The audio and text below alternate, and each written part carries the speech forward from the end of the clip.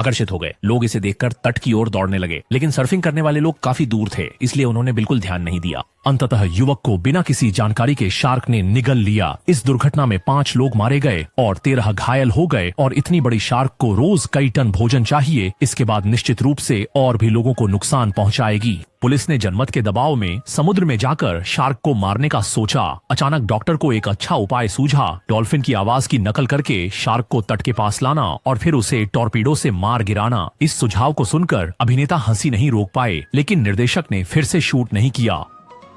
फिर उन्होंने 2 नौकाओं पर बैठकर समुद्र में शार्क को खोजना शुरू किया, लेकिन आधे दिन तक खोज करने के बाद भी ट्रैकर में कोई प्रतिक्रिया नहीं मिली। शायद शार्क बहुत दूर थी। उन्होंने पहले कई स्पीकर्स को अलग अलग समुद्री क्षेत्रों में रखा और फिर समुद्र में खून डाला। अंततः कुछ ही समय बाद मॉनिटर पर शार्क की गतिविधि दिखाई देने लगी।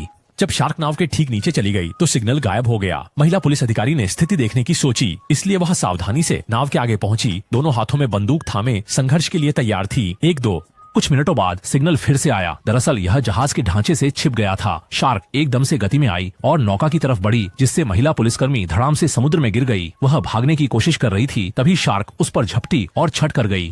केवल पानी की सतह पर खून का दाग रह गया। पुलिस ने जी जान से गोली चलाई, मगर कोई फायदा नहीं हुआ। देखा कि शार्क फिर से पीछा कर रही है। उसने जल्दी से नाव चलाई और बचने के लिए संदेश भेजा। देखा कि शार्क करीब आ रही है। उसने समुद्र में टॉर्पीडो फेंका, लेकिन शार्क को कोई नुकसान नहीं पहुंचा, बल्कि शार्क को नाराज कर दिया। टकराकर प्रोपेलर से जा लगी। इस बार यॉट की पावर सिस्टम पूरी तरह से ठप हो गई और शार्क यॉट के चारों ओर घूमने लगी। पुलिस की सूझबूझ से उन्होंने बटन दबाया और कर्कश डॉल्फिन की आवाज निकाली, जिसे सुनकर शार्क बहुत असहज महसूस करने लगी और जल्दी से दूर की ओर भागने लगी, जबकि डाजुआंग वहीं उसका इंतजार कर रहा था। हालांकि शार्क भी चालाक हो गई थी। वह समुद्र की गहराई में चली गई और उसने अपने शरीर से तीर पोंछ डाला, जिससे ट्रैकर बेअसर हो गया।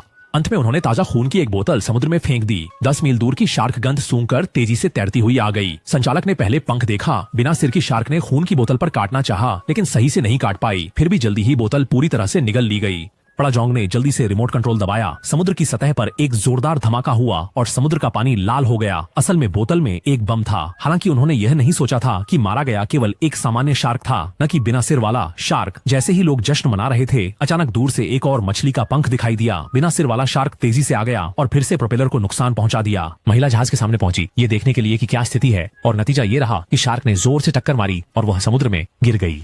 जब युवक ने यह देखा तो वह भागकर कुछ कदम चला और कूद गया, लेकिन निशाना थोड़ा चूक गया। जैसे ही उन्होंने देखा कि शार्क करीब आ रही है, वे अपनी पूरी ताकत लगाकर छोटी नाव की ओर तैरने लगे। सौभाग्य से निर्देशक ने दया कर दी। शार्क ने न केवल उन दोनों को नहीं खाया, बल्कि उसकी गर्दन पर भी निशाना लग गया। क्वान जू बहुत उत्साहित हुआ और कहा कि मैंने निशाना लगाया, लेकिन अगले ही पल उसकी टांग रस्सी में